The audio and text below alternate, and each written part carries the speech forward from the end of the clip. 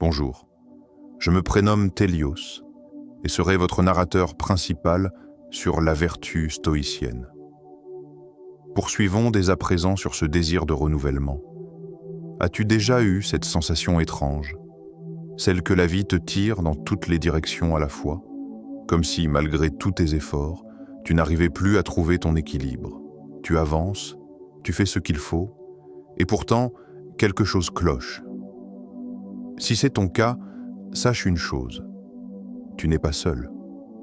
Partout, dans le monde, en ce moment même, des millions de personnes ressentent exactement la même chose. Pas parce qu'elles manquent de rêve, mais parce que le bruit du quotidien, les obligations, les attentes, finissent par étouffer leur clarté intérieure. Aujourd'hui, nous allons faire autre chose. Nous allons retirer ce bruit, revenir à l'essentiel et redécouvrir une chose précieuse, la clarté. À travers le regard du stoïcisme, une philosophie ancienne qui a aidé des empereurs, des penseurs et des guerriers à rester calmes au milieu du chaos et solides quand tout vacille. Si tu ressens, au fond de toi, que tu as besoin d'un nouveau départ, alors tu es exactement là où tu dois être. Revenir à l'essentiel. Parlons d'un mot simple, mais incroyablement puissant. Reset. Réinitialiser. Faire une pause. Revenir à zéro. Intérieurement. Quand on parle de désordre, on pense souvent à un bureau encombré, à une pièce pleine d'objets inutiles.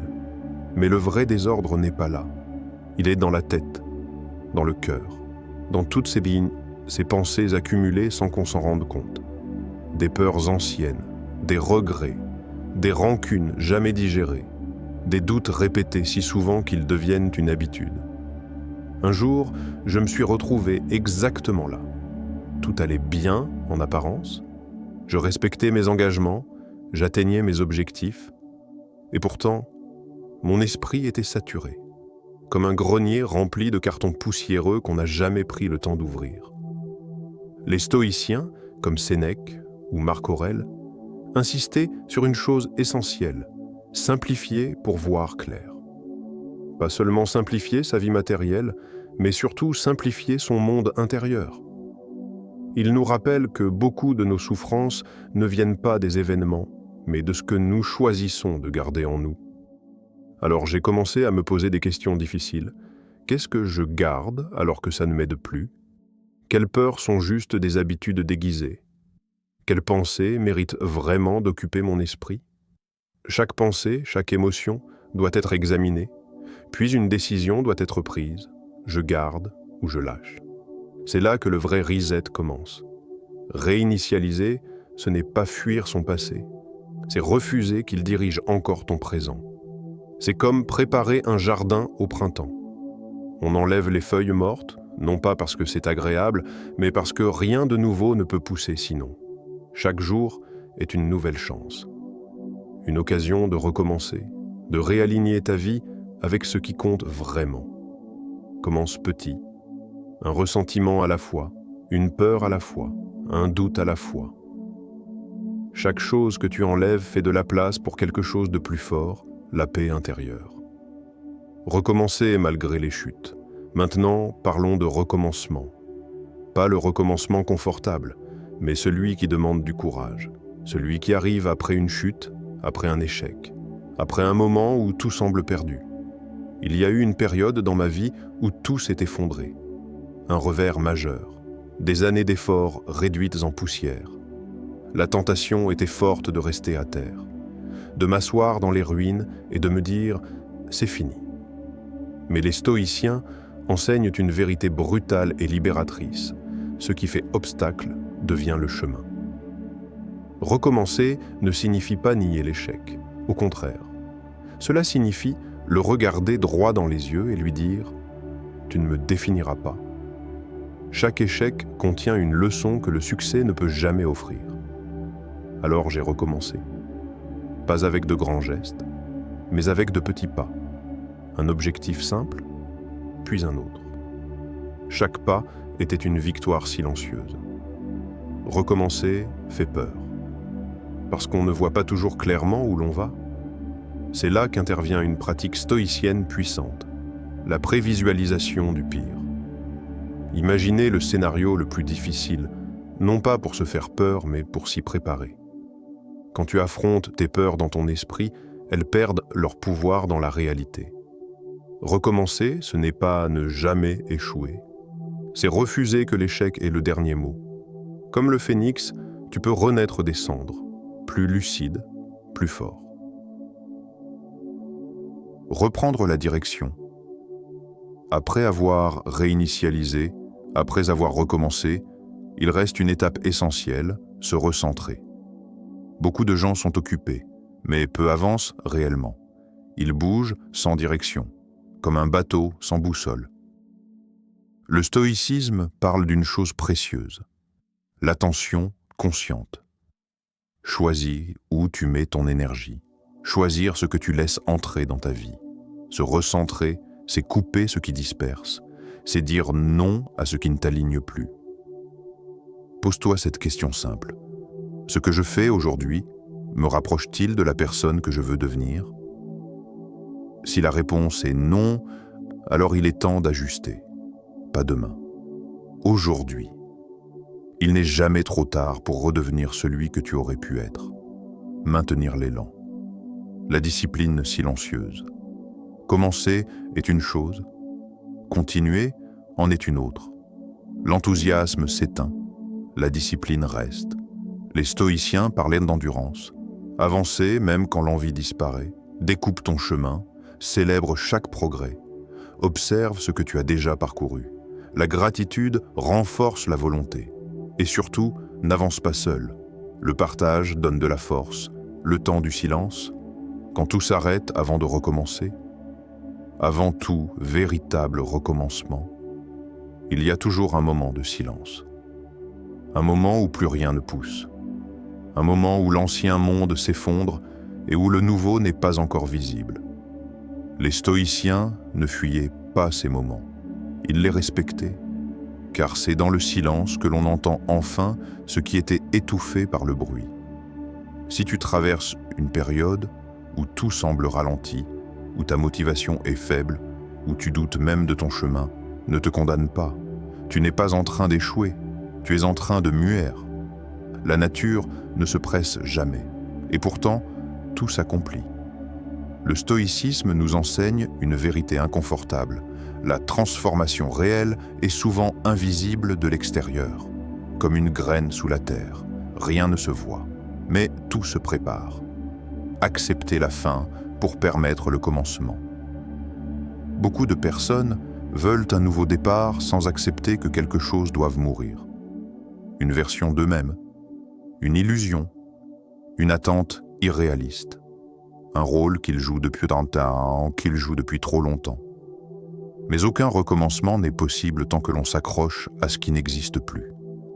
Marc Aurèle écrivait que tout dans l'univers est transformation. Rien n'est figé. Tout passe. La souffrance naît quand nous résistons à ce mouvement naturel. Pose-toi cette question, lentement. Qu'est-ce qui doit se terminer dans ma vie pour que je puisse réellement renaître? Parfois, ce n'est pas une situation extérieure. C'est une identité. L'image que tu avais de toi. Les attentes que tu pensais devoir satisfaire. La personne que tu crois devoir rester. Lâcher cela demande du courage. Mais c'est le courage le plus pur qui soit. La discipline intérieure, reconstruire sur des bases solides. Un nouveau départ sans discipline n'est qu'un élan temporaire. Les stoïciens ne comptaient pas sur la motivation. Ils comptaient sur les principes. Ils savaient que l'émotion fluctue, mais que la discipline reste. Chaque jour pose un acte simple, même minuscule, même imparfait. Se lever à l'heure, respirer consciemment, dire non à une tentation inutile, tenir une promesse faite à soi-même. Ce sont ces actes invisibles qui forgent une nouvelle identité. Tu ne changes pas ta vie en un jour. Tu changes ta vie, un choix à la fois. Gouverner son esprit, la vraie liberté stoïcienne. Le stoïcisme repose sur une distinction fondamentale. Ce qui dépend de toi et ce qui n'en dépend pas. Tu ne contrôles pas les événements, tu ne contrôles pas les autres, tu ne contrôles pas le passé, mais tu contrôles ton jugement, ta réponse, ton attitude. Chaque fois que tu choisis le calme au lieu de la réaction, tu reprends ton pouvoir. Chaque fois que tu choisis la lucidité au lieu de la plainte, tu recommences beau à zéro. La liberté n'est pas extérieure, elle est mentale. Et cette liberté-là, personne ne peut te la retirer. Transformer la douleur en fondation. Les stoïciens ne cherchaient pas à éviter la douleur. Ils cherchaient à l'utiliser. Ils savaient que l'adversité n'est pas une injustice personnelle, mais une matière première. Ce que tu as traversé n'était pas inutile. Chaque épreuve t'a renforcé d'une manière que tu ne vois peut-être pas encore. Ne demande pas « Pourquoi moi ?» demande. Qu'est-ce que cela m'a appris sur ma force, ma patience, ma capacité à tenir ? C'est ainsi que la douleur cesse d'être une blessure et devient une fondation. La renaissance quotidienne, recommencer chaque matin. Un nouveau départ n'est pas une date sur un calendrier, c'est un choix quotidien. Chaque matin, tu as deux options, répéter l'ancien schéma ou incarner une version légèrement meilleure de toi-même, pas parfaite, mais consciente. Les stoïciens voyaient chaque jour comme une vie miniature. Vis-la avec intention. Agis avec droiture. Accepte ce qui échappe à ton contrôle. Et recommence demain. Marcher droit, même sans certitude. Tu n'as pas besoin d'avoir toutes les réponses pour avancer. Tu as seulement besoin d'un cap intérieur. La vertu, la cohérence, le respect de toi-même. Même dans le brouillard, marche droit. Même dans le doute, reste fidèle à tes principes. Le chemin se révèle à ceux qui avancent. Devenir celui qui ne recule plus, à force de recommencer, tu changes. Tu deviens plus calme, plus solide, moins dépendant des circonstances. Tu n'attends plus que la vie te donne la permission. Tu avances. Tu comprends que tomber n'est plus un drame, car tu sais désormais te relever, et cette certitude-là change tout. Le dernier rappel stoïcien. Souviens-toi de ceci, tu n'as pas besoin d'une nouvelle vie, tu as besoin d'un nouveau regard, tu n'as pas besoin d'effacer ton passé, tu as besoin d'arrêter de lui obéir.